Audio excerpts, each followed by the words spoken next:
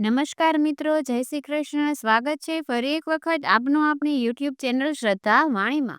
તો મિત્રો, અમે આપ સૌ લોકો માટે આવી ગયા છીએ દિવાળીના તહેવારની યાદી લઈને. કેમ કે આપને ઘણી જગ્યાએથી આ દિવાળીના તહેવારની માહિતી મળીતી હશે અને આપ કન્ફ્યુઝન થતું હશે આપને. તો આપનું આ કન્ફ્યુઝન દૂર કરવા માટે અમે આ વિડીયો લઈને આવી ગયા છીએ. અને આ વિડીયોમાં અમે આપને દિવાળીના દરેક તહેવારની ચોક્કસ અને સચોટ માહિતી આપવાના છીએ. માત્ર 5 થી 10 મિનિટમાં આપણે આ સંપૂર્ણ માહિતી મળી જશે તથા દરેક તહેવારના મુહૂર્ત સમય પણ આપને મળી જશે. તો આપનો કિંમતી સમય આ વિડીયોને આપીને અમારી સાથે જોડાયેલા રહેજો. વિડીયો પસંદ આવે તો લાઈક કરજો, શેર કરજો. અમારી ચેનલમાં નવા હોય તો સબસ્ક્રાઇબ કરવાનું ભૂલતા નહીં. તો મિત્રો, આમ જોવા જઈએ તો દિવાળીના તહેવારની શરૂઆત 11 એટલે કે એકાદશીથી થઈ જાય છે. એટલે કે આશોવદ એકાદશી રમા એકાદશીથી થઈ જાય છે, કે જે આ વર્ષે 17 ઓક્ટોબર 2025ને શુક્રવારના દિવસે છે. અને 11નું વ્રત 17 ઓક્ટોબરે કરવામાં આવશે. અને એ પછી 12ની તિથિની શરૂઆત થઈ જાય છે, કે જે પૂર્ણ 18 ઓક્ટોબર 2025 બપોરે 12:18 થાય છે.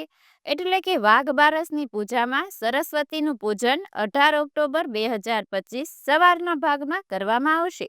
અને એ પછી ધનતેરસની તિથિની શરૂઆત થઈ જાય છે, કે જે 19 ઓક્ટોબર 2025 બપોરે 1:51 સુધી રહેવાની છે. તો હવે ધનતેરસની પૂજા રાત્રિના સમયમાં કરવામાં આવે છે. એટલે કે ધનતેરસમાં રાત્રિ પૂજાનું મહત્વ હોય છે. અને 18 ઓક્ટોબર 2025ને શનિવારે રાત્રે તેરસની તિથિ આવે છે. એટલે કે 18 તારીખે ધનતેરસની પૂજા કરવામાં આવશે. જ્યારે ધનતેરસની ખરીદી 19 ઓક્ટોબર બપોરે 1:51 સુધી કરવામાં આવશે. અથવા તો 18 તારીખે બપોરે 12:18 પછી પણ આપ ધનતેરસની ખરીદી કરી શકો છો. બંને સમય આ ધનતેરસની ખરીદી કરવા માટે અનુકૂળ રહેશે. અને આ ઉપરાંત ધનતેરસના દરેક મુહૂર્ત સમય તથા ખરીદીના સમય જાણવા હોય તો તેને એક અલગ વિડીયો બનાવેલો છે, કે જેમાં માત્ર આપણે ધનતેરસ વિશે જ વાત કરી છે. તો તે વિડીયો આપ જોઈ શકો છો. એ પછી હવે આપણે 14ની તિથિની વાત કરીએ તો 19 ઓક્ટોબર બપોરે 1:51 શરૂ થઈ 20 તારીખ બપોરે 3:44 સુધી 14ની તિથિ રહેવાની છે. એટલે જે લોકોને રાત્રિના નિવેદ થતા હોય તેને 19 તારીખે રાત્રે નિવેદ કરવાના રહેશે. અને જે લોકોને બપોરના નિવેદ થતા હોય તે લોકોએ 20 તારીખે બપોરે કાળી ચૌદશનો નિવેદ કરવાના રહેશે. અને જે લોકો કાળી ચૌદશનો અડધો બળદો કરતા હોય, કકડાટ કાઢતા હોય ઘરમાંથી, તે પણ 19 તારીખે રાત્રે કાઢવાનો રહેશે. અને 20 તારીખે બપોરે 3:44 અમાસની તિથિની શરૂઆત થઈ જાય છે, કે જે પૂર્ણ 21 તારીખે સાંજે 5:54 થાય છે. એટલે દિવાળીનો તહેવાર 20 ઓક્ટોબરે ઉજવવામાં આવશે. દિવાળીની જે પૂજા હોય તે પણ 20 તારીખે જ કરવામાં આવશે. જે લોકો ચોપડા પૂજન કરતા હોય, પોતાની દુકાનમાં ઓફિસમાં પૂજા કરતા હોય તે લોકોએ 20 તારીખે રાત્રે પૂજન કરવાનું રહેશે. અને જો ઘરે કરતા હોય તો પણ 20 તારીખે રાત્રે જ પૂજા કરવાની રહેશે. હવે જે લોકો પ્રદોષકાળમાં પૂજા કરતા હોય તો તેનો સમય છે સાંજે 6:08 થી રાત્રે 8:38 સુધીમાં.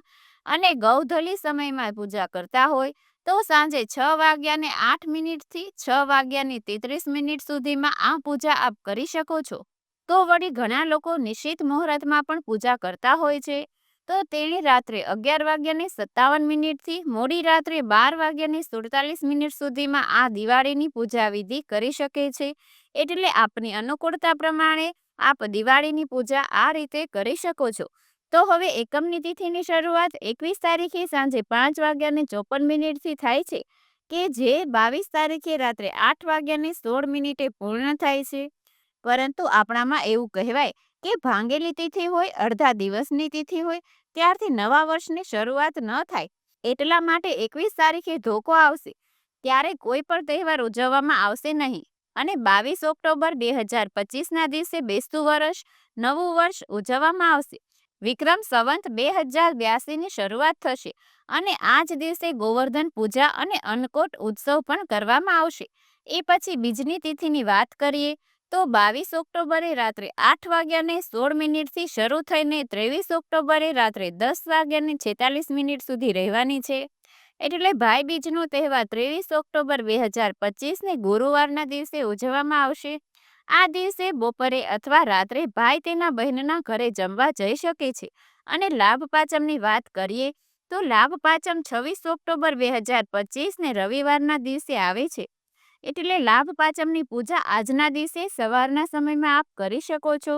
આપ નવા ધંધાની શરૂઆત કરી શકો છો, અથવા તો દિવાળી પછી જે આપ લાભ પાંચમ અથવા તો દિવાળી પછી આપણે જે ધંધાની શરૂઆત કરીએ, મુહૂર્ત કરીએ ત્યાં લાભ પાંચમથી એટલે કે 26 તારીખથી કરી શકો છો. અને દેવ દિવાળી એટલે કે કારતક મહિનાની પૂનમ 5 નવેમ્બર 2025ને બુધવારના દિવસે ઉજવવામાં આવશે. એટલે આવી રીતે ધનતેરસ 18 તારીખે, કાળી ચૌદશ 19 તારીખે, દિવાળી 20 તારીખે, બેસતું વરસ 22 તારીખે અને ભાઈબીજ 23 તારીખે, લાભ પાંચમ 26 તારીખે ઉજવવામાં આવશે. તો આશા છે કે હવે આપ સૌ લોકોને દિવાળીના તહેવારની માહિતી મળી ગઈ હશે. અને આ ઉપરાંત જે ધનતેરસની પૂજા કરવાની હોય તેનો અલગથી એક વિડીયો બનાવ્યો છે, તથા ધનતેરસ અને કાળી ચૌદશની રાત્રે જે યમદીપ દાન કરવામાં આવે છે તેનો પણ એક અલગ વિડીયો મૂક્યો છે. તો મિત્રો, આશા રાખીએ છીએ કે હવે આપ સૌ લોકોને દિવાળીના તહેવારની માહિતી મળી ગઈ હશે. તો અત્યારે જ આપના મિત્રોને પણ આ વિડીયો મોકલી દેજો અને તેનું કન્ફ્યુઝન પણ દૂર કરી દેજો. તો આ વિડીયો પસંદ આવ્યો હોય તો લાઈક કરી અમારી ચેનલમાં જો આપ નવા હોય તો અત્યારે જ સબસ્ક્રાઈબ કરી દેજો. તો ફરી મળીશું એક નવા વિડીયોમાં. ત્યાં સુધી આપ સૌ લોકોને અમારી ચેનલના જય શ્રી કૃષ્ણ. ધન્યવાદ.